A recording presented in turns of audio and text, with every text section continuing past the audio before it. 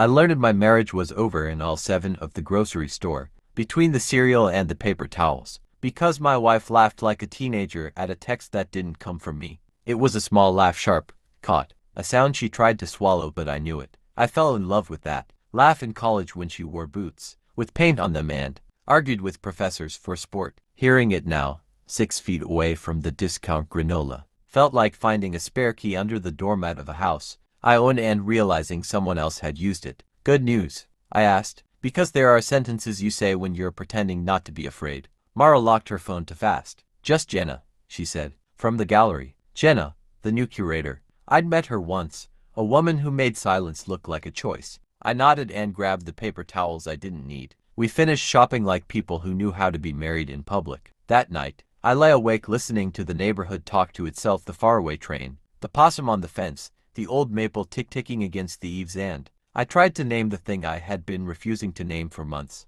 Mara was lighter lately, younger. She came home with all paint on her wrists and a glow that didn't come from the studio lights. Our daughter, Olive, noticed it too. Mom smiles at her phone like it's a puppy, she'd said, not unkindly, while we were making Saturday pancakes. I laughed then. I didn't laugh now. The confession arrived 2 weeks later when I went to fix the dripping faucet in the upstairs bathroom and found Mara on the floor of our bedroom, with her back against the bed, face in her hands, the kind of crying that takes a person apart slowly, like a patient storm. I didn't touch her. I sat on the carpet a few feet away and waited. After a while she said, I can't keep being brave in the wrong direction. I stared at the laundry basket like it might provide subtitles. Okay, I said.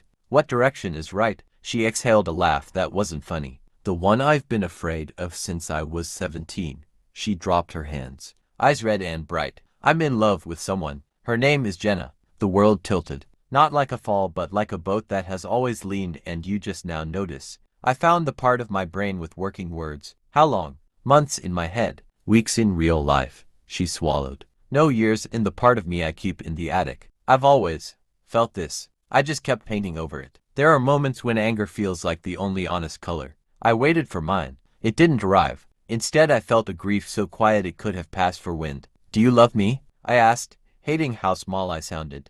I do, she said, not hesitating. I love the family we made. I love how you make tea like it's a prayer. I love that you learned to like olives. Because our daughter is named Olive, but the kind of love that lives in my body when I think of Jenna. She closed her eyes, shame and relief sharing a chair. It's different. It's the kind that doesn't feel borrowed. I nodded because my head knew something my chest refused to learn. Truth spoken late is still truth. We told Olive the next afternoon in the only way we know honestly, with snacks. She is 11 and allergic to melodrama. We sat at the kitchen table with a bowl of grapes that would end the day as raisins. Mom and I need to tell you something, I began. Olive looked from me to Mara, reading us like a therapist in training. Are you getting divorced? I opened my mouth. Nothing good came out. Mara reached across the table and took Olive's hand. I think we are, she said softly. I'm gay, leave. I love a woman. It doesn't make me love you less. Or your dad. Olive stared at the grapes as if they might rearrange themselves into a puzzle with a nicer picture. Okay, she said after a minute. So are we a different kind of family now? We're the same one with different furniture. I loved her more than oxygen. Same family, I said. Some of the furniture is moving. Can the furniture have wheels? She asked, and we laughed. Stupid and grateful. Because children will build you a bridge with toy parts if you let them. The weeks that followed were an education in the small physics of separation. We divided the house like thoughtful thieves. Mara took the good mixing bowls. I took the cast iron, because it has a memory and I wanted something in my new apartment to remember me. We met with a mediator who wore sweaters that looked like they were spun from the word gentle, and said things like best interests and to-home family until the phrases stopped making me dizzy. At night, I walked our neighborhood and tried to practice being a man who wasn't a husband. I realized how much of my identity lived in our shared calendar.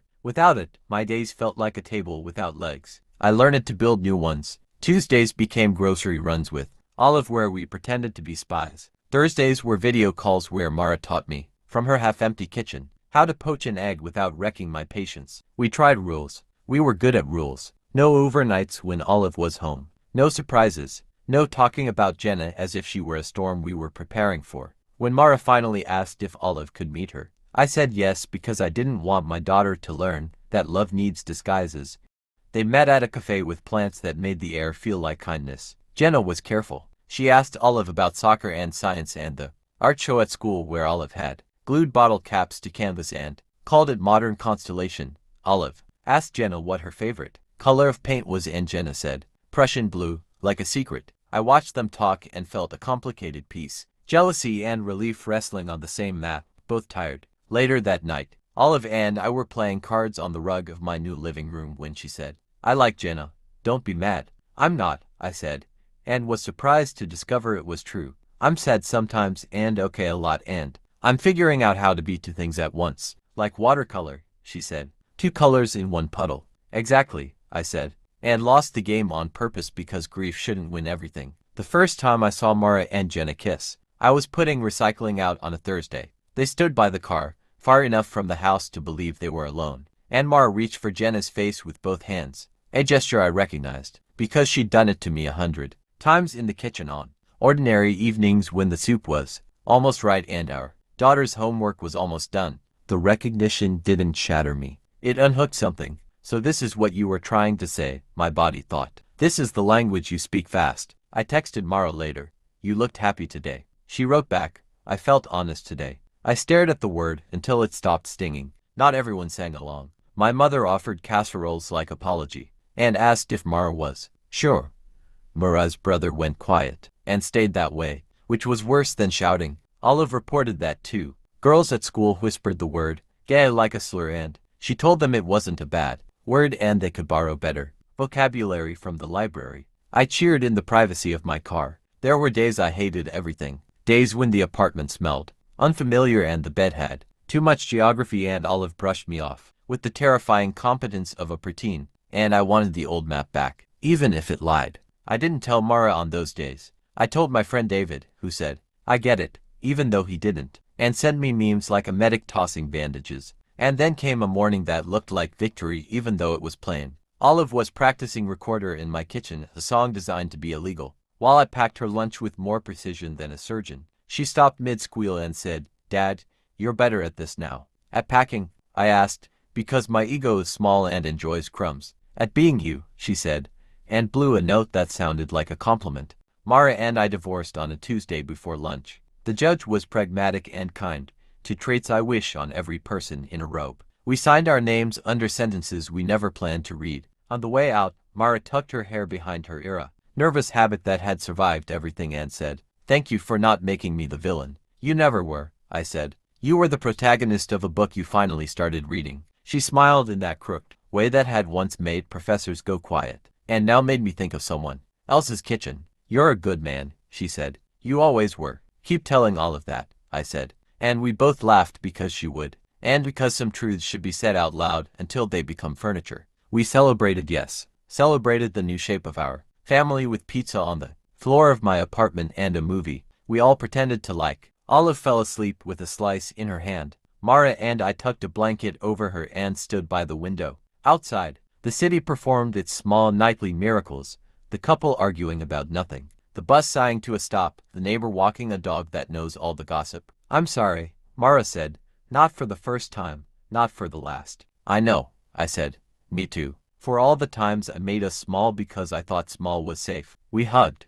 Not long. Long enough. A year later, Olive has two bedrooms decorated like a museum of growing up. She has a step-something who teaches her to mix Prussian blue with white until the canvas looks like weather. She has a dad who learned it to cook 3 meals that won't kill anyone and 1 dessert that will disappear in under 10 minutes. She has a mom who laughs with her whole body again and dances in the kitchen like the floor is listening. People ask me, quietly, the way people ask about scars, if I'm angry that she chose a woman over me. I tell them she didn't choose a woman over me. She chose the truth over a version of herself designed to be easy to explain at holiday dinners. I tell them I still love her and that love changed jerseys but stayed on the team. I tell them Olive will grow up fluent in more than one kind of family, which feels like a gift we accidentally wrapped well. Sometimes at night, when the apartment is quiet and even the refrigerator has agreed to rest, I think about the man I was in aisle 7 by the paper towels. He wasn't an idiot. He was paying attention and trying not to. I want to tell him it will be okay, not because the pain will vanish, but because it will move over to make room for something honest. Last week we went to Olive's school art show. She had made a diptych, to canvases that met in the middle. On the left, a house in warm oranges and golds. On the right, a house in cool blues and greens. Between them, a path in mixed colors that looked like spilled light. What's it called? I asked. She shrugged like a person who knows more than she say. Same family, different furniture, she said. I looked at Mara, who was holding Jenna's hand and pretending not to. We smiled. The title was right. On the way home, Olive fell asleep in the back seat, and for once I didn't ache at the sight of her slack mouth and bruised apple cheek. I just felt grateful that the world is big enough for corrections. At a red light, a text buzzed from Mara. Thank you for building this life with me. Both times. Both times. The first was the house with one door. The second is this: two houses, two doors, a kid who knows how to walk between them without checking the weather. It turns out you can love a person and let them go be the person they were meant to be. And the love doesn't evaporate. It just changes jobs. If you need a hook to hold on to, make it this. The day my wife told me she was in love with a woman was not the day our family ended. It was the day we stopped pretending we were a different story. And somewhere between grief and relief, between all seven and Prussian blue, I became a better father, a kinder ex-husband, and a man who knows the difference between small and safe. The laugh I heard by the cereal. I hear it now at soccer games, at art shows, on speakerphone when Olive tells a joke that doesn't quite land. It still sounds like the beginning of things, and that, I've learned, is not betrayal. It's permission.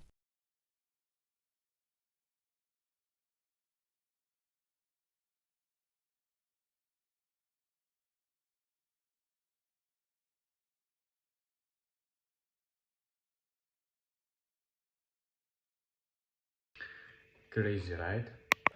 Subscribe so you don't miss the next one.